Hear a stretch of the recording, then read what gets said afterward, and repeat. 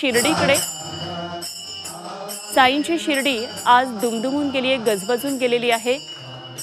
राज्याच्या कानाकोपऱ्यातून अनेक पालख्या या ठिकाणी येत असतात। पायी चालत या पालख्या आता शिर्डीमध्ये रामनवमीच्या उत्सवासाठी दाखल झालेल्या आहेत। आज मोठा उत्सव शिर्डीमध्ये होत असतो आणि त्यासाठी शिर्डी नगरी आज सजलेली आहे। लाखो भक्तगण आज शिर्डीमध्ये दाखल झालेत। आकर्षक अशी सजावट शिर्डीच्या या साई मंदिराला करण्यात आलेली आहे। विद्युत रोषणाई करण्यात आलेली आहे, फुलांची सजावट करण्यात आलेली आहे आणि हजारो आज साई भक्त या ठिकाणी पोहोचलेले आहेत। रात्रभर मंदिर हे खुलं होतं।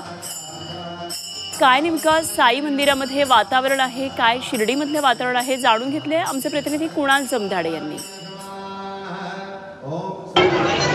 3 दिवसीय अमृत नोनी गॅस्ट्रिन, अपचन, ऍसिडिटी, गॅस्ट्रबल ह्यापैकी तुम्हाला कुठलाही गॅस्ट्रिक प्रॉब्लेम झाला, उपाय एकच, अमृत नोनी गॅस्ट्रिन। रामनवमी उत्सवाला भक्तिमय वातावरणात सुरुवात झाली असून आज रामनवमीचा मुख्य दिवस आहे। आज रात्रभर साई मंदिर साई भक्तांना दर्शनासाठी खुला असणार आहे। लाखोंच्या संख्येने साई भक्तांनी रामनवमी उत्सवानिमित्त साई नगरीमध्ये मोठी गर्दी केली आहे। रामनवमी उत्सवानिमित्त साई मंदिराला आकर्षक फुलांची सजावट करण्यात आली असून विद्युत रोषणाई देखील करण्यात आली आहे।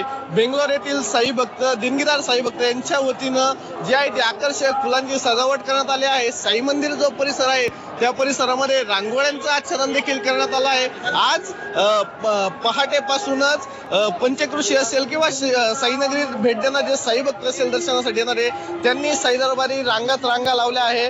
पहाटेपासूनच जे पंचक्रोशीतील जे नागरिक आहेत ते गोदावरीचं पाणी आणण्यासाठी जात असतात। गोदावरीचं तीर्थ घेऊन साईबाबांना त्या तीर्थाने स्नान घातलं होतं आणि त्यानंतर पहाटेची काकड आरती होते। काकड आरतीनंतर मंदिर साई भक्तांना दर्शनासाठी खुलं होतं। लाखोंच्या संख्येने साई भक्तांनी साईनगरीमध्ये मांदियाळी केली आहे।